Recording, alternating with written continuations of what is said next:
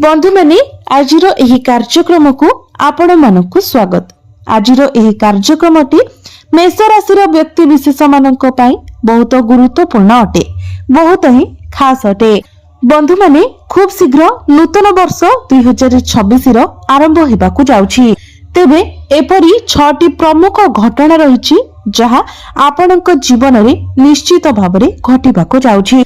एही वर्ष 2026 रे शनि, राहु, केतु, देवगुरु बृहस्पति एमाने आपणको केउ फल प्रदान करिवे, केउ 6 गोटी बड़ घटना आपणको जीवन रे घटिबो। तो बंधु माने एई सब विषय रे विस्तार भाबरे जानिबा पई आपण माने वीडियोटी को स्किप न करी शेष पर्यंत निश्चय देखंतु एवं वीडियोटी को लाइक करी चैनल टी को सब्सक्राइब करी दियंतु।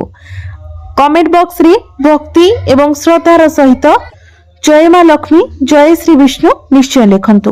तो बंधु माने आसंतु आरंभ करिबा आजिर एही कार्यक्रम को जहां आपणकर जन्म राशि चंद्र राशि उपरे आधारित अटे। तो बंधु माने आपणकर हेउछि मेष राशि एवं मेष राशि रो राष्ट्राधिपति हेउछंती मंगल। तेबे बंधु माने जेतेबेले आमे संपूर्ण गोटे वर्षर कथा कहिताउ सेतेबेले आमे सर्वप्रथमे देखिथाउ शनि, राहु, केतु एवं देवगुरु बृहस्पतिकर स्थिति कुंडली रे कोन रहिछि। कारण जेतेबेले आम जीवन रे किछि बड़ हेबाकु जाउथाय एवं अधिक दिन पर्यंत एहार प्रभाव रहिबार थाए तो एही सब ग्रह मानकर स्थिति ही देखा जाय थाए। शनि, राहु, केतु, देवगुरु बृहस्पति एही ग्रह माने सबुठारु अधिक समय पर्यंत फल प्रदान करिथांती। कारण अन्य जो ग्रह माने रहिले से माने प्रत्येक दिन किंबा अल्प किछि दिन रे निजर राशि परिवर्तन करिथांती, तेणु सेमानकर प्रभाव कम समय पाई रहिथाए। किंतु शनि ग्रह गोटिए राशि रे 2.5 वर्ष पर्यंत रहिथांती, राहु एवं केतु गोटिए राशि रे 1.5 वर्ष पर्यंत रहिथांती एवं देवगुरु बृहस्पति गोटिए राशि रे 1 वर्ष पर्यंत रहिथांती। तेणु गोटिए वर्षर कथा कहिले आमे सर्वप्रथमे शनि, राहु, केतु एवं देवगुरुंकर स्थिति उपरे ही तर्जमा करिथाउ। तो बंधु माने 2026 मसिहार आरंभ रे आपणकर कुंडलीर तृतीय भावरे गोचर करुछंती देवगुरु बृहस्पति। शनि आपणकर द्वादश भावरे गोचर करुछंती, राहु एकादश भावरे गोचर करुछंती एवं केतु आपणकर पंचम भावरे गोचर करुछंती। 11 मार्च 2026 रे गुरु आपणकर तृतीय भावरे मार्गी होई जिवे। तो 2026 मसिहारे आपणक जीवन रे घटिबाकु जाउथिबा 6टी प्रमुख घटना मध्यरु प्रथम घटनाटी हेउछि आपण विदेश यात्रा करि पारंती, कोनोसी दूर यात्रा करि पारंती। 25 जुलाई परे आपणकर विदेश यात्रार जोग रहुछि। आपण कोनोसी दूर स्थान को टूर रे जाई पारंती।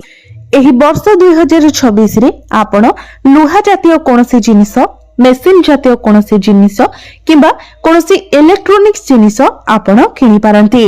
द्वितीय घटनाटी जहा एही वर्ष 2026 रे आपणक जीवन रे घटिबाकु जाउछि तो 2 जून को जेतेबेले गुरु आपणकर चतुर्थ भाव को चली आसीबे एवं आपणकर दशम भाव को देखिबे। तो जेहेतु गुरु आपणकर चतुर्थ भाव रे उच्चस्थ होई जिवे तेनो आपणकर मांकर जहा सब समस्या रहितिला, जदि किछि स्वास्थ्यगत समस्या रहितिला किंबा आपणको नै से चिंतित रहुथिले किंबा कोनोसी भी कथा को नै कि से अधिक चिंतित रहुथिले तो जून 2 तारिख परठारु आपण ए सबुरे बहुत बड़ परिवर्तन देखिबाको पाइबे, जहा कि आपणको पई सकारात्मक रहिबो। आपण आपणक मांकर स्वास्थ्य रे उन्नति देखिबाको पाइबे। आपणको नै से जे चिंता रे रहुथिले तो तांकर चिंता दूर हेबो किंबा आपण जदि आपणकर मां को नै चिंता रे रहुथिले तो आपणक चिंता मध्य दूर होई जिवो। 2 जून परे आपणको आपणकर परिवार रु कोनोसी खुशी खबर मिली पारे किंबा आपण आपणकर परिवार को कोनोसी खुशी खबर देई पारंती।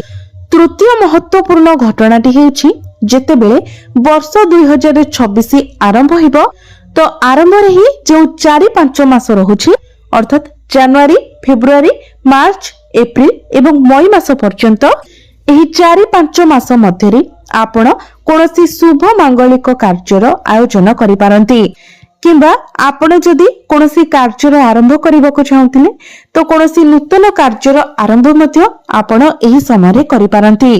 कोनोसी नूतन कार्य प्रति आपणकर मनरे आग्रह आसी पारे। किछि एक्स्ट्रा इनकम सोर्स विषय आपण चिंता करि पारंती एवं सेथिरे आपण आगको मध्य बढ़िबे। कारण गुरुंकर सप्तम दृष्टि आपणकर भाग्यस्थान आपणकर नवम भाव उपरे रहिबो। विशेष करी 11 मार्च परे सबुठारु अधिक शुभ समय रहुछि। बंधु माने एबे आसंतु जानिबा चतुर्थ महत्वपूर्ण भविष्यवाणी आपणक पई कोन रहिछि। तेबे बंधु माने वर्ष 2026 टी सूर्यंक द्वारा शासित हेबो, अर्थात एही वर्षटी सूर्यंकर वर्ष अटे। सूर्य हेउछंती आपणकर पंचम भावर अधिपति। तो मेष राशि विद्यार्थी मानक पई एही वर्ष 2026 टी बहुत भल रहिबो। सूर्य हेउछंती सरकारी, तो आपण जदि सरकारी रिलेटेड किछि एग्जाम देउछंती, गवर्नमेंट एग्जाम किछि देउछंती, तो सेथिरे निश्चित भाबरे आपनकु सफलता प्राप्ति हेबो। सरकारी क्षेत्ररो आपनकु लाभ प्राप्ति हेबो। पूर्वरु जदि आपण कोनोसी स्थान रे एडमिशन नेबा पई चाहुथिले तो एही वर्षटी आपनक पई बहुत भल रहिबो। जदि आपण सरकारी चाकरी करूछंती तो सेथिरे आपनकु अधिक लाभ देखिबाको मिलिबो। चाकरी क्षेत्र रे आपनकर पदोन्नति हेबो। आपण निजर कैरियर रे बहुत भल इंप्रूवमेंट देखि पारिबे, ग्रोथ देखि पारिबे।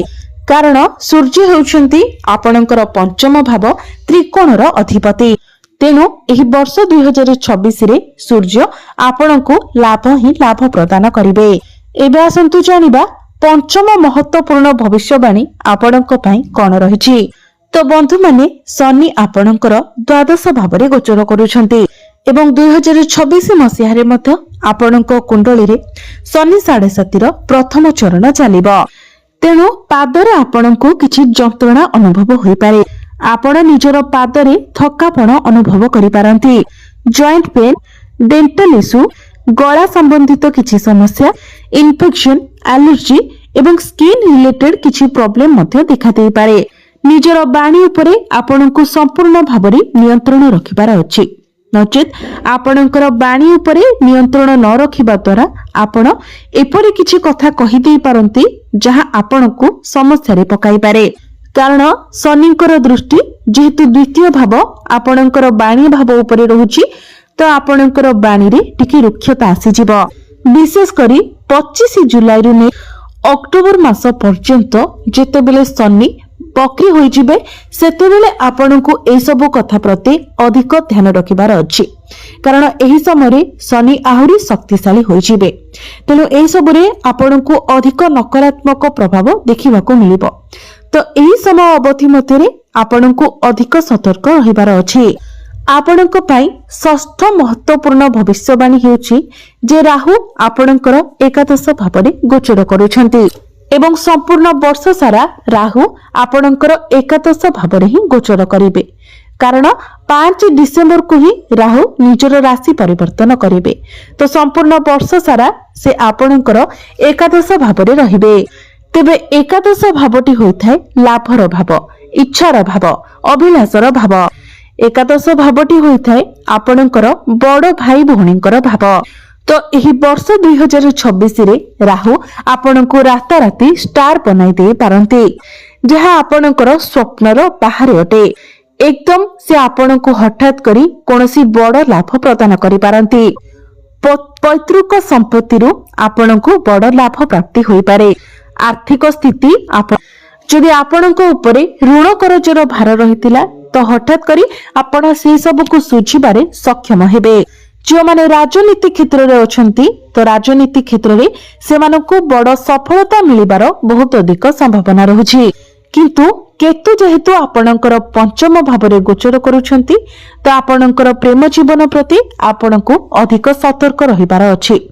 कारण केतु आपणकर संपर्क रे फाट सृष्टि करि पारंती, आपणक मध्यरे मिसअंडरस्टैंडिंग क्रिएट कराई पारंती, भूल बुझामणा सृष्टि करि पारंती, मतभेद मतांतर करि पारंती, आपणक मध्यरे झगड़ा सृष्टि करि पारंती, आपणक मध्यरे संदेह सृष्टि करि पारंती।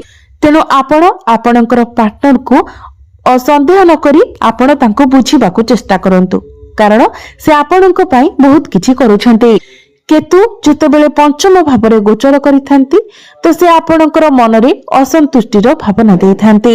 ତେଣୁ ଏସବୁ କଥା ପ୍ରତି ଆପଣ ସତର୍କ ରହିବା ଉଚିତ। ତେବେ ବନ୍ଧୁମାନେ, ଏହା ଥିଲା ବର୍ଷ 2026ରେ ଆପଣଙ୍କ ଜୀବନରେ ଘଟିବାକୁ ଥିବା 6ଟି ମହତ୍ୱପୂର୍ଣ୍ଣ ଭବିଷ୍ୟବାଣୀ, ଯାହା ନିଶ୍ଚିତ ଭାବରେ ଆପଣଙ୍କ ଜୀବନରେ ଘଟିକି ହିଁ ରହିବ। ତ ବନ୍ଧୁମାନେ, ଏବେ ଆସନ୍ତୁ ଜାଣିବା କିଛି ବିଶେଷ ପ୍ରତିକାର ବିଷୟରେ, ଯେଉଁ ପ୍ରତିକାର ଗୁଡ଼ିକ କରିବା ଦ୍ୱାରା ଆପଣଙ୍କୁ ଅଧିକ ମାତ୍ରାରେ ଶୁଭ ଫଳ ପ୍ରାପ୍ତି ହେବ ଏବଂ ଯାହା କିଛି ଅଶୁଭତ୍ୱ ରହୁଛି ସେଗୁଡ଼ିକ ଖଣ୍ଡନ ହୋଇଯିବ। ସେଥିପାଇଁ ଯେହେତୁ ଆପଣଙ୍କର ରାଶ୍ୟାଧିପତି ମଙ୍ଗଳ ଅଟନ୍ତି, ତେଣୁ ପ୍ରତ୍ୟେକ ଦିନ ଆପଣ ମଙ୍ଗଳଙ୍କର ବୀଜ ମନ୍ତ୍ର 108 ଥର ଜପ କରନ୍ତୁ। ପ୍ରତ୍ୟେକ ଦିନ ଆପଣ ହନୁମାନ ଚାଳିଶାର ପାଠ କରନ୍ତୁ। ପ୍ରତ୍ୟେକ ଦିନ ଆପଣ ଉଦିତ ସୂର୍ଯ୍ୟଙ୍କୁ ତମ୍ବା ପାତ୍ରରେ ଜଳାର୍ଘ୍ୟ ଅର୍ପଣ କରନ୍ତୁ ଏବଂ ଯେତେ ପାରିବେ ଆପଣ ଓಂ ନମଃ ଶିବାୟ ମନ୍ତ୍ରର ଜପ କରନ୍ତୁ। ବିଶେଷ କରି 108 ଥର ଆପଣ ଜପ କରନ୍ତୁ। ତେବେ ବନ୍ଧୁମାନେ, ଆପଣଙ୍କର ଜୀବନ ମଙ୍ଗଳମୟ ହେଉ, ଏହା ହିଁ ଈଶ୍ୱରଙ୍କ ନିକଟରେ ମୋର ପ୍ରାର୍ଥନା।